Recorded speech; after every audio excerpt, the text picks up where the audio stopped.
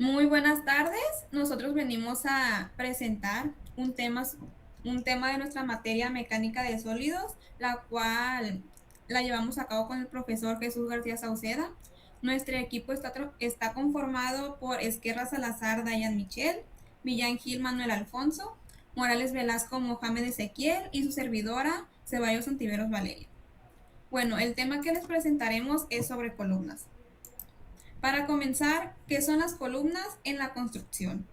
Una columna es un elemento estructural vertical alargado de una sección transversal relativamente pequeña respecto a su altura, diseñada principalmente para soportar cargas axiales de compresión, las cuales son fuerzas que actúan a lo largo del eje longitudinal.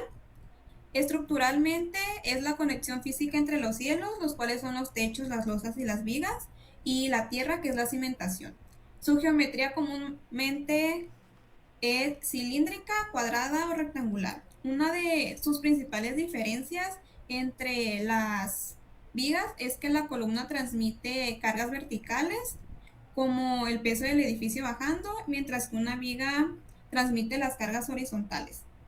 Una columna falla por compresión o aplastamiento, mientras que la viga falla por su flexión o su curvatura. Bueno, como siguiente tenemos algunas funciones principales de las columnas, entre las cuales está el soporte vertical. Este es que sostiene el peso completo de la estructura, la distribución de cargas que reparte el peso uniformemente en la base, la estabilidad estructural que proviene de colapsos y se mantiene de forma vertical, la resistencia sísmica, que es la ductilidad y la flexión, la transmisión de fuerzas, que es cuando envían las cargas horizontales a la base, la flexibilidad espacial, que es la libertad de distribución interior sin muros portantes, y el control de deformaciones, que limita la movilidad dentro de tolerancias.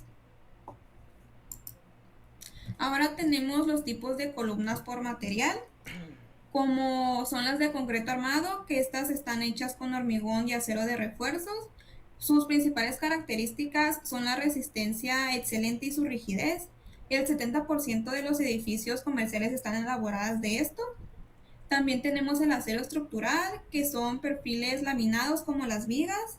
Sus principales características es la ligereza, la precisión y su fabricación. Algunas de bueno, el acero se utiliza en edificios altos y en naves industriales.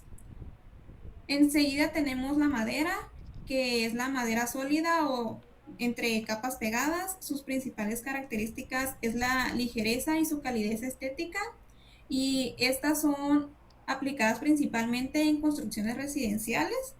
Y por último tenemos los sistemas compuestos. Estos sistemas es la combinación de dos o más materiales. Un ejemplo son el acero de una columna más hormigón en su núcleo. Estas son utilizadas en edificios críticos donde se busca una máxima eficiencia.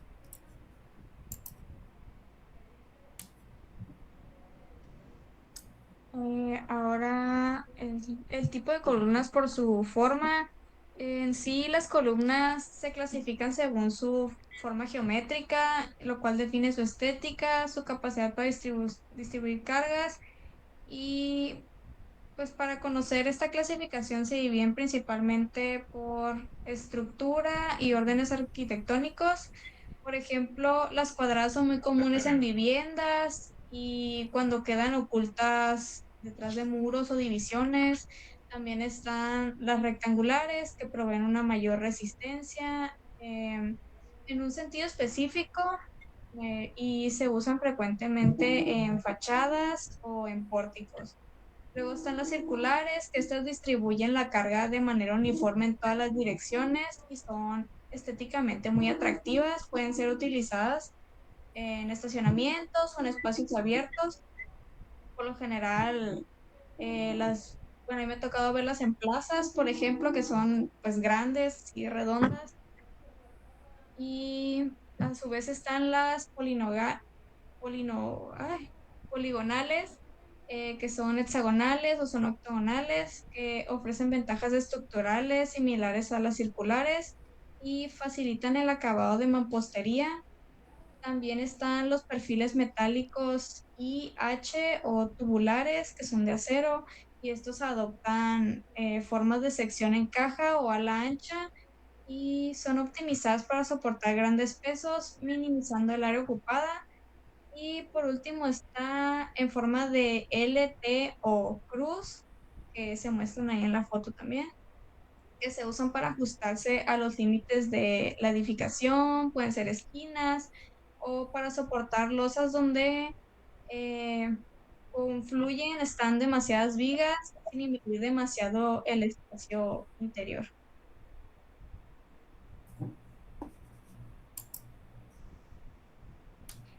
También vamos a presentar las aplicaciones en la ingeniería. Estas se pueden utilizar en edificaciones y rascacielos porque soportan las cargas de las losas, vigas y transmiten todas las cargas hacia las zapatas de mejor manera. También sirven para mantener la integridad en sí de la estructura, ya que por lo general los edificios tienen varios pisos y estos tienen pues bastante peso. Luego están los puentes o viaductos y pues estas sostienen el tablero o la superestructura del puente. Eh, También ayudan mucho a la hora de los sismos, por lo general, ya que estas pues son columnas huecas y reducen la masa sísmica y brindan mayor flexibilidad. Otra está la infraestructura industrial. Estas soportan cargas pesadas como puentes, grúas y equipos que tienen mucha vibración, como naves industriales o así maquinaria muy pesada. Y por último están los muros de contención o los muelles. Actúan como elementos de soporte en muelles marítimos o apoyos verticales, que son los pilotes para cimentaciones profundas en suelos de baja capacidad de carga, ya que por lo general los suelos muy arenosos no tienen una gran capacidad de carga y por lo general me parece que son de madera, así como se muestra en la foto. Para dar una pequeña introducción ahora más centrada en el tema de las columnas, se presentará una serie de puntos en los que se desenvuelven las características de las columnas. El siguiente tema se analizará la estabilidad de una estructura, es decir, la capacidad de resistir cargas sin cambios súbditos, que son las columnas y cómo son sometidas a cargas axiales. Estabilidad de la estructura. Diseño de una columna AB con la longitud L que soporta una carga P. Esto teniendo dos apoyos articulados. Si el valor de los esfuerzos de sección transversal A es menor al esfuerzo permisible del material utilizado y la deformación cae dentro de las especificaciones dadas, concluye que la columna está bien diseñada. Sin embargo, esta puede llegar a pandearse al aplicar cargas. Esta se curva hacia un lado por las cargas axiales, queriendo decir que está mal diseñada. Fórmula de Euler para las columnas articuladas en los extremos. Se determina un valor crítico para la carga P. Para la carga crítica de la carga, la posición de la columna deja de ser estable. Si la carga es mayor a la carga crítica, quiere decir que la menor falta de alineación o perturbación provocará que la columna se pandee. Para obtener dicha carga crítica tenemos la siguiente fórmula, la cual vendría siendo que la carga crítica es igual a pi al cuadrado sobre el módulo de elasticidad por la inercia, esto sobre la longitud al cuadrado. La correspondiente del esfuerzo a la carga crítica es el esfuerzo crítico, la cual se obtiene de la siguiente manera. Esta quiere decir que el esfuerzo crítico es igual a pi al cuadrado sobre el módulo de elasticidad, por el módulo de elasticidad que diga, sobre la longitud sobre el radio de giro. Esto elevado al cuadrado. Fórmula de Euler para las columnas con distintos apoyos en los extremos. Para los siguientes tipos de columnas, estos tienen distintos apoyos, de los cuales hay dos tipos, los que son un extremo fijo y un extremo articulado. Al tener un extremo fijo, este quiere decir que va a ser que se pandee después de donde empieza la columna, queriendo darnos una longitud efectiva. Y para el extremo articulado tenemos una longitud efectiva de 1,1. Bueno, para estos casos donde tenemos distintos apoyos se considera un cambio de la ecuación de la longitud donde usaremos la longitud efectiva. En estos casos la longitud efectiva es la parte donde comienza a pandearse la columna. Para esto ya se ha calculado un estándar de coeficientes. para las longitudes efectivas de cada tipo de apoyo. Aquí tenemos 4 tipos. Los 4 tipos vendrían siendo un extremo fijo con un extremo libre. Aquí lo que se hace es que se espejea la longitud y llegamos a tener el doble de longitud de la columna. Para el caso de ambos extremos articulados, este queda que tiene la misma longitud de longitud efectiva. En caso de tener un extremo fijo y uno articulado, tenemos que la longitud efectiva es 0.7 de la longitud. Y para donde tenemos ambos extremos fijos, queda que la longitud efectiva es la mitad de la longitud. Para que quede un poquito más claro el anterior tema, vamos a hacer un ejemplo. Aquí tenemos un ejemplo el cual nos pide que determinemos el radio del puntal redondo de tal que los puntales cuadrado y redondo tengan la misma área de sección transversal y calcule la carga crítica de cada puntal. Aquí nos pide que calculemos el radio del puntal redondo, pero no tenemos cuánto es su área ni cuánto es su radio. Lo que sí tenemos es que tenemos la longitud del cuadrado, que sería 25 por ambos lados, y lo que podemos hacer, lo que nos pide es que tengan la misma área. Así que lo que haríamos sería calcular el área del puntal cuadrado de la sección transversal, que vendría siendo 25 milímetros por 25 milímetros, el cual nos da un resultado de 625. Ya teniendo esto, podríamos sustituir en la siguiente fórmula, que sería el área de un círculo. Para el área de un círculo es que el área es igual a pi por radio al cuadrado. Sustituyendo nos queda de tal modo que tenemos 625 igual a pi por radio al cuadrado. Aquí lo que haremos será que el pi va a pasar dividiendo para despejar r, y el cuadrado va a pasar como raíz del área. Aquí abajo ya lo teníamos hecho, ya nos quedaría como raíz de 625 sobre pi, igual al radio. Este nos da un resultado de 14.10. Ya con esto nos sirve para sacar la inercia del círculo, la cual viene saliendo de la siguiente forma. La inercia es igual a 1/4 de pi por radio a la cuarta. Sustituyendo aquí nos quedaría que sería 1/4 de pi por 14.1 a la cuarta, el cual nos queda como 3.1 por 10 a la menos 8 metros a la cuarta, ya transformado, porque recordemos que aquí lo teníamos como milímetros, pero transformado para beneficio de nosotros, para la siguiente fórmula la vamos a dejar como en metros a la cuarta. Para lo siguiente tenemos que calcular la carga crítica del puntal redondo. Como ya habíamos visto, podemos hacer de que la carga crítica es igual a pi por el módulo de elasticidad, que aquí tenemos que es de 200 gigapascales, pero ya de otra forma convertida nos quedaría como por 10 a la 9 newton sobre metros al cuadrado, por la inercia, que vendría siendo 3.1 por 10 a la menos 8 metros a la cuarta, sobre la longitud efectiva. Como vemos, estos dos tienen apoyos articulados por ambos lados. Entonces la longitud efectiva de estas columnas sería 1 de la longitud, o sea, 1 metro, que aquí lo tenemos. Esto nos da un resultado de 19.477.87 newtons. La otra cosa que nos llegaba a pedir el problema era calcular la carga crítica del puntal cuadrado. Así que también, primero que nada, vamos a calcular la inercia de este. Este nos da una inercia de...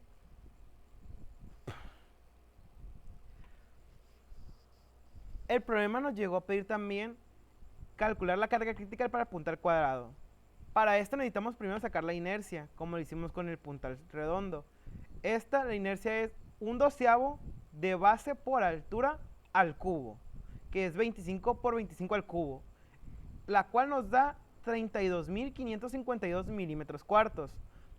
pasados a metros nos da 3.2 por 10 a la menos 8 metros.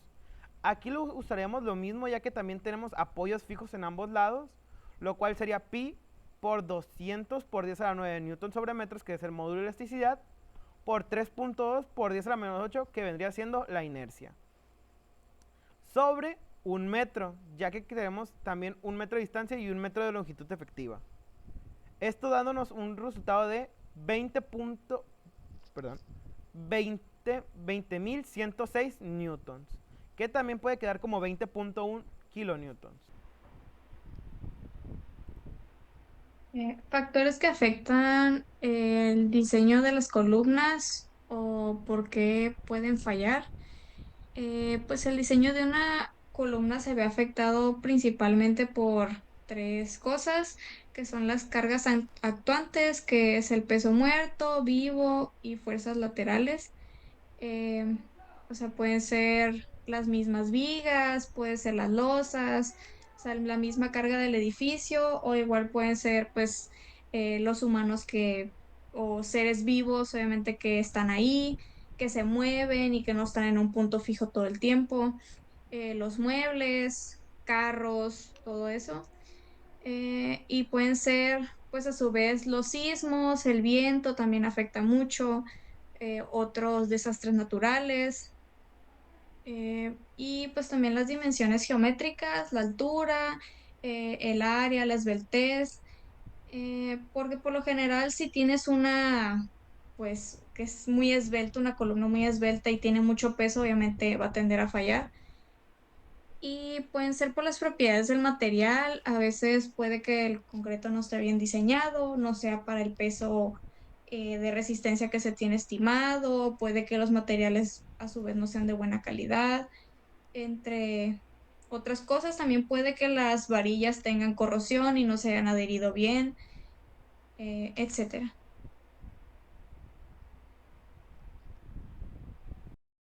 Están también los tipos de cargas, que están las cargas axiales. Esta, pues, es el peso proveniente directamente de vigas, de las losas y otros niveles que estos, pues, empujan hacia abajo. Están los momentos flectores que se generan cuando las cargas, pues, no están exactamente en el centro de la columna. Entonces no se distribuye de manera em, completa, pues, de manera, ¿cómo se diría? O sea, se rompe más de un lado que de otro, ya que la carga no se distribuye bien por la conexión rígida de las vigas. Y por último están las cargas laterales, que como ya se había mencionado, puede ser por los sismos, el viento, desastres naturales, que pues exige a la columna resistir efectos de corte y flexión, como se muestra ahí en la fotografía.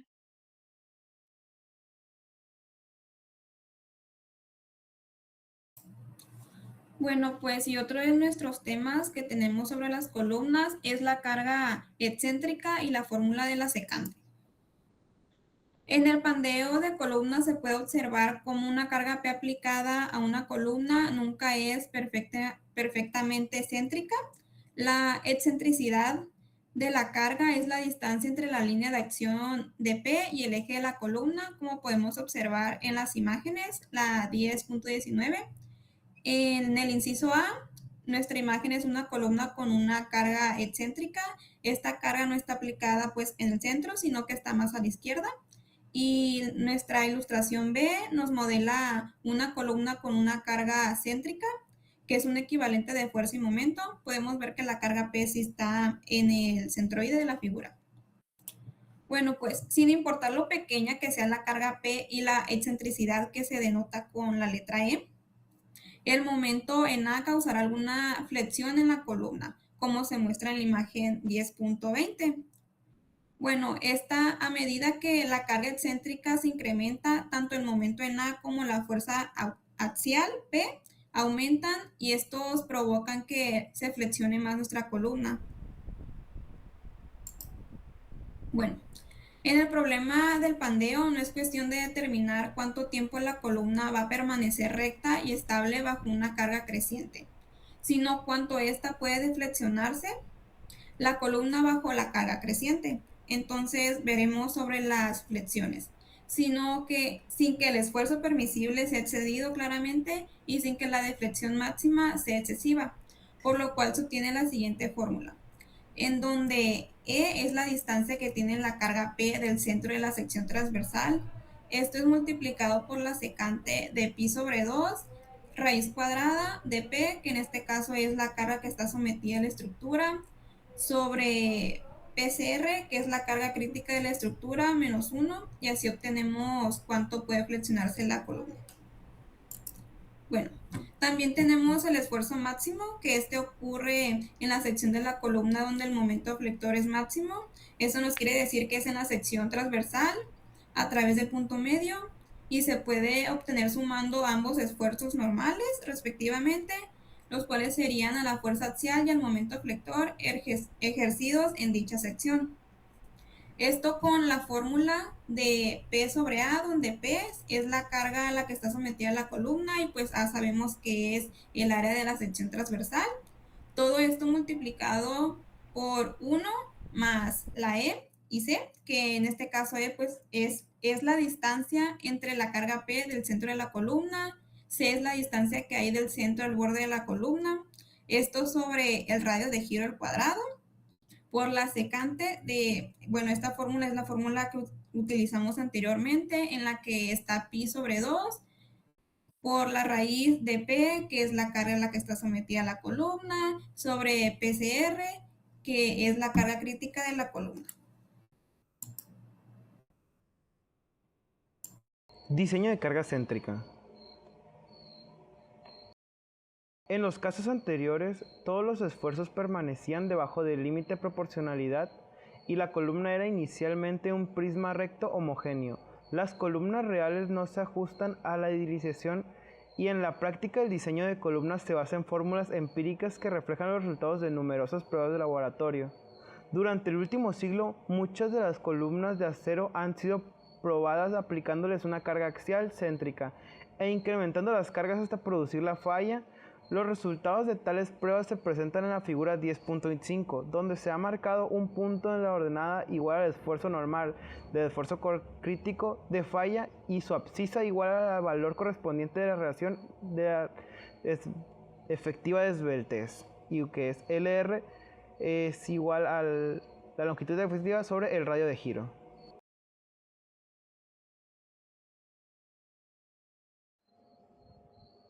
Aunque hay dispersión considerable en los resultados, se observan regiones correspondientes a tres tipos de fallas. Para columnas largas donde la relación de esbeltez es grande, la falla se puede predecir con exactitud mediante la fórmula de Euler y el valor de esfuerzo crítico. Depende del módulo de elasticidad del acero utilizado, pero no resiste a la cedencia del esfuerzo en Y. Para columnas muy cortas y bloques de compresión, la falla ocurre esencialmente como resultado de la cedencia y esfuerzo crítico igual al esfuerzo en Y. Para las columnas de longitud intermedia, la falla depende tanto del esfuerzo en Y como del módulo de elasticidad.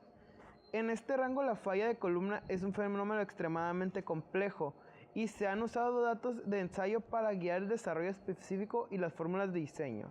La fórmula empírica para el esfuerzo permisible o esfuerzo crítico de la relación efectiva de esbeltez se presenta por primera vez hace más de un siglo.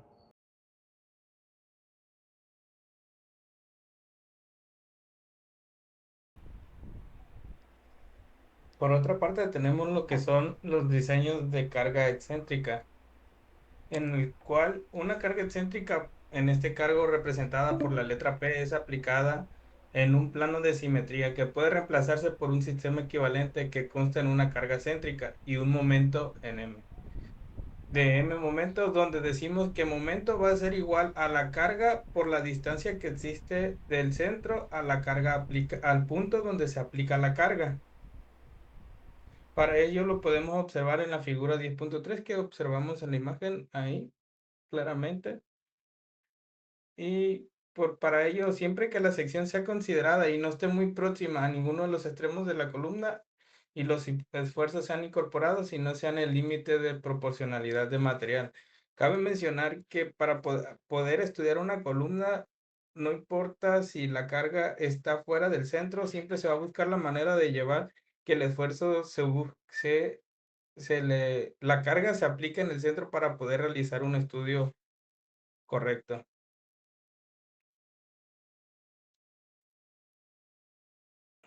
Por otra parte, tenemos que los esfuerzos normales, debido a la carga excéntrica, se pueden expresarse como esfuerzo va a ser igual a esfuerzo céntrico más el esfuerzo de la flexión.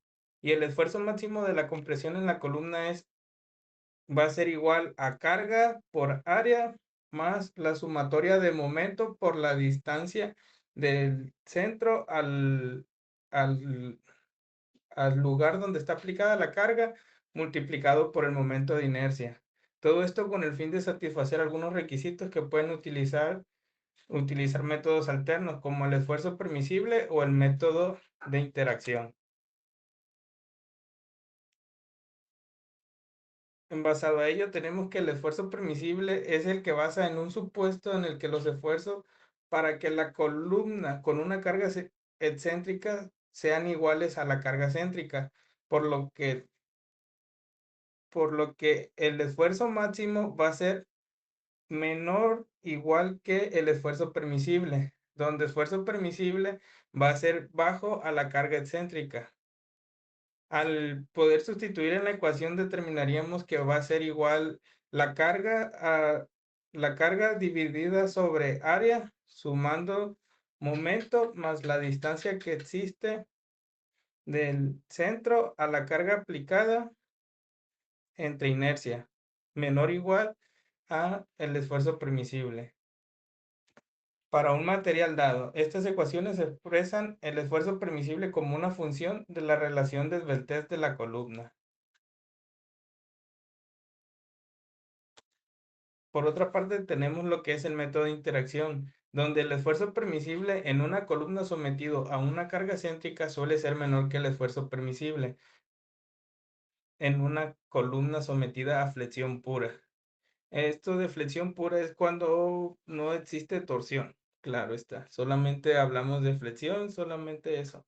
Puesto que toma en cuenta la posibilidad de pandeo, por lo tanto, cuando se utiliza el método de esfuerzo permisible para diseñar una columna bajo carga excéntrica, de modo que los esfuerzos debido a la carga céntrica y el momento flector no deben exceder el esfuerzo permisible para una columna.